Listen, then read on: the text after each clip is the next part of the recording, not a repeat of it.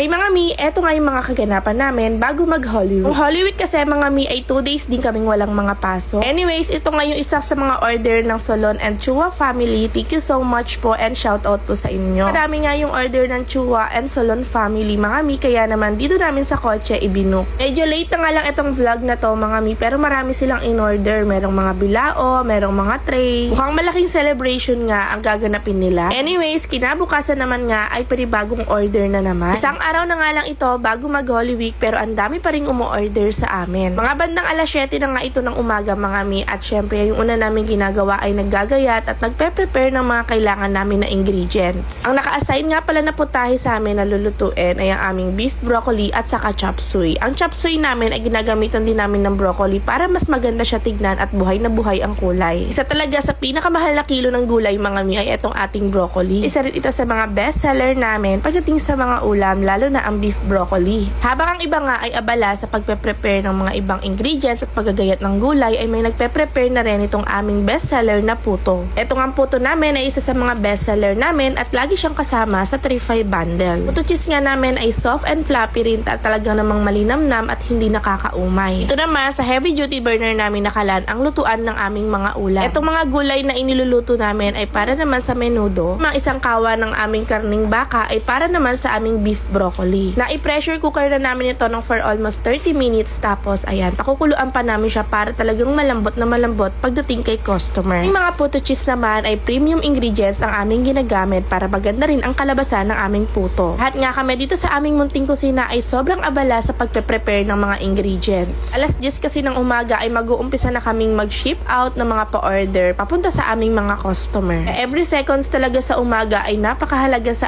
amin para maiwasan namin yung mga late dahil sabay-sabay talaga ang aming mga ship out. Minsan sa umaga hindi rin kami masyadong nakakasagot ng inquiries kasi tumutulong talaga ang lahat sa pagdidispatch ng mga pagkain. Ang system namin para maiwasan ang mga pagkakamali habang nagdidispatch ay kailangan meron kaming hawak-hawak na listahan ng pagkain, at yung mga yan ay nakasabit na dito sa aming preparation table. At kada meron yung Lalamove rider na darating dito sa aming kusina, kailangan ay may hawak kaming papel bago kami maglabas ng mga pagkain. Noong una kasi mga mi ay wala talaga kaming maayos sa sistema nung nag-uumpisa pa lang kami, kaya halo-halo talaga yung dispatching namin, at kung minsan ay hindi naiiwasan na magkaroon kami ng pagkakamali, lalo na sa pagpapadala ng mga pagkain. At dahil nga sa mga maling yun mga mi ay nai-apply namin yung tamang gagawin paano namin mai-dispatch ng maayos ang mga pagkain. After nga ng mga beef broccoli na ulam na inirelease namin ay meron din kaming pa-order ng cordon bleu. Ang proseso ng aming cordon bleu mga mi ay iba-brine muna namin siya ng 2 to 3 hours para manuot ang lasa. Pagkatapos isasalang sa steamer at pagkatapos ma-steam ay palalamigin muna ng ilang minuto, tapos lalagyan na ng coating. Pagkatapos ma-coat, saka naman kami magpapainit ng mantika. Saktong init lang mga mi para hindi masunog agad dahil alam niyo naman ang breadcrumbs ay mabilis talagang masunog. Dito naman sa aming puto cheese mga mi ay gumagamit na kami ng dispenser para maiwasan din ang sobrang kalat-kalat na mixture. Din pala kaming kitchen or mini kitchen sa loob at dito namin ginagawa ang bechamel sauce. Napakaalwan talaga dito sa aming munting kusina dahil malaki yung space at talagang nakakagawa kami ng maayos. Going pa rin talaga yung pa-order namin ng party box at consistent yan mga mi. Marami pa rin talaga nag-order ng party box sa amin. Apat na klaseng putahe nga pala ang aming party box at ito ay good for 15 person na siya. Meron din kaming naka-ready bundle na at meron din kaming pwedeng i-customize. Pwede kayong mag-suggest sa amin kung ano yung gusto nyong ilagay sa inyong party box. Ang presyo naman ng ating party box ay nakadepende sa putahe na ilalagay natin bawat box. Dahil alas 10 na, eto na naman ang oras na aming dispatching ng mga pagkain at unti-unti na rin nagsidatingan ang mga Lalamove rider, kaya naman kami ay nag-prepare na rin ng mga pagkain. Isa na namin itinali ang mga food bundles na pa-order namin at isa-isa na rin namin ibinigay dito sa mga riders na dumating. Madalas, ang 3-5 bundle namin ay kasyang-kasya sa isang lalabag basta maayos yung pagkakapatas. Bago nga namin ito ibigay sa mga rider ay kumukuha muna kami ng proof of orders para kung sakaling magkaroon ng problema ay meron kami may papakita sa client na reference. Pag alas 10 talaga mga mi ay aligagang-aligaga kami dahil nga marami kaming mga customer na na-pick up at marami ring mga Lalamove riders na darating dito sa aming munting kusina. At nga ay makawalong bilao lang kami sa isang araw, para sa amin ay sobrang dami na. Ngayon nga ang aming munting negosyo mga mi ay unti-unti na rin nag-improve. Mami na rin ang mga repeat customer namin.